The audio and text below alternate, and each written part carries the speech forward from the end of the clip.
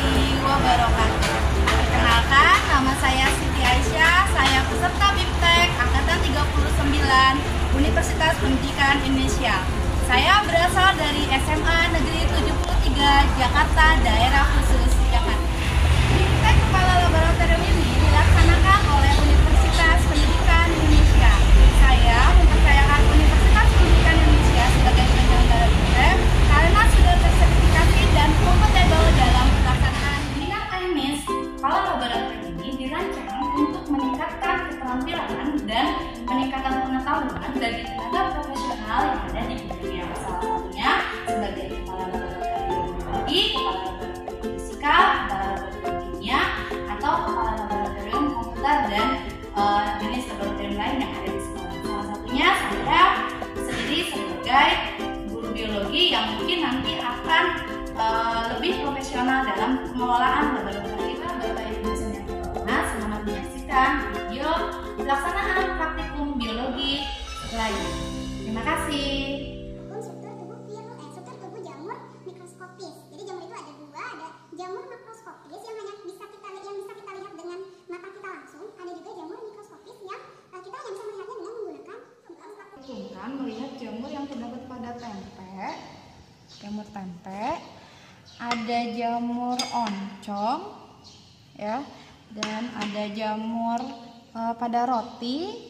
Lalu ini ada preparat awetannya yang tadi Bu Em jadikan contoh untuk penggunaan mikroskopnya adalah jamur Aspergillus. Salah satunya dimanfaatkan dalam pembuatan kecap, ya, Aspergillus wenti. Nah, ini bahan-bahannya. Sekarang kita lihat apa saja alat itu adalah mikroskop. Sebenarnya ini sama aja, ya, pada prinsipnya sama saja, menggunakan listrik juga. Hanya saja pada mikroskop yang digunakan ini ada LCD-nya untuk memudahkan kalian nanti melihat penampakan jamurnya itu di LCD. Lalu sini ada objek glass, ya, objek glass. Nanti bahan-bahan yang akan kita amati ini akan kita taruh di objek glass. Ya, lalu setelah objek glass ada cover glass atau gelas penutup yang akan menutup objek yang kita simpan tadi di objek glass. Ya. Setelah itu ada jarum penusuk.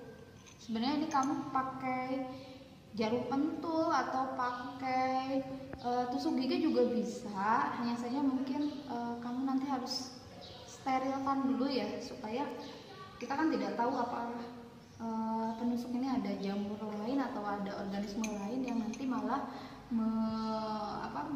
malah terlihat di mikroskopnya, malah jamurnya nggak kelihatan, malah yang organisme di jarumnya yang kelihatan.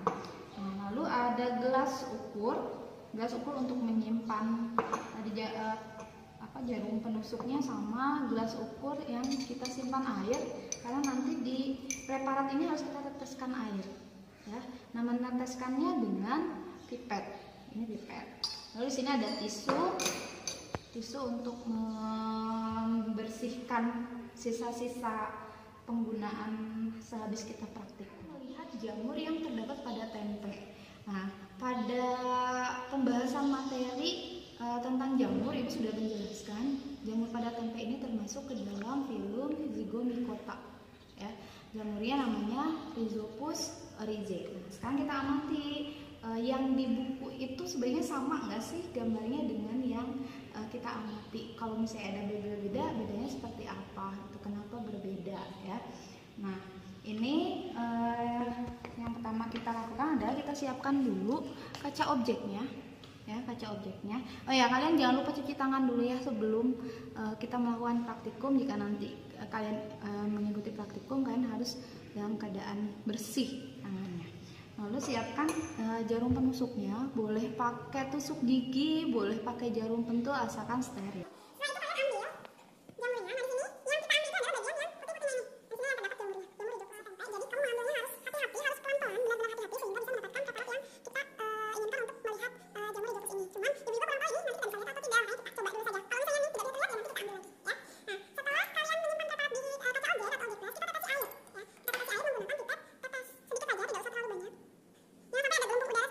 Karena kalau ada gelembung udaranya nanti yang terlihat malah gelembung udaranya jamurnya tidak terlihat. Nah, gelembung udaranya kita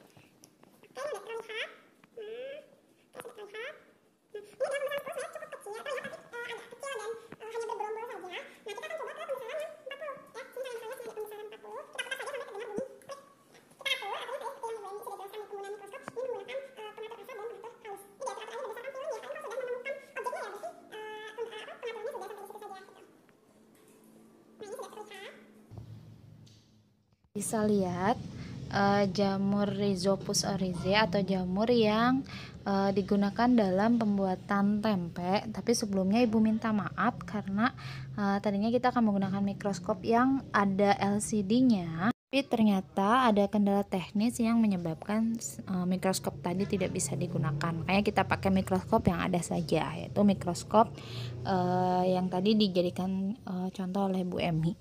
Nah, kalian bisa lihat di sini ada berupa seperti garis-garis halus. Nah, itu adalah hifa-hifanya. Nah, seperti yang kita ketahui, hifa pada Zygomycotina yaitu si Rhizopus merupakan hifa yang tidak bersekat. Jadi, kalau kamu lihat dengan teliti, hifa-hifanya hanya seperti garis memanjang saja.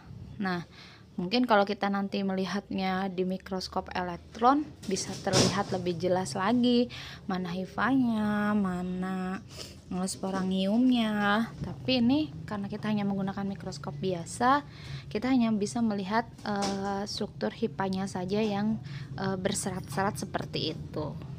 Nah, gambar ini Ibu ambil di internet supaya lebih bisa terlihat jelas penampakan jamur Rhizopusnya seperti apa. Mungkin ini diambil dari mikroskop elektron yang lebih bagus dibandingkan mikroskop yang tadi kita pakai. Kalian bisa lihat gambar penampakan strukturnya itu lebih jelas daripada yang tadi kita lihat di mikroskop sekolah. Itu ada hifanya, hifa memanjang yang tidak bersekat, lalu ada sporangiofornya, lalu ada sporangium atau kantung spora, dan di dalam sporangium itu terdapat spora. Nah, inilah penampakan lebih jelasnya dari jamur tempe. Terima kasih sudah menyaksikan video ini. Semoga bermanfaat dan bisa menambah pengetahuan kalian tentang struktur tubuh jamur. Wassalamualaikum warahmatullahi wabarakatuh.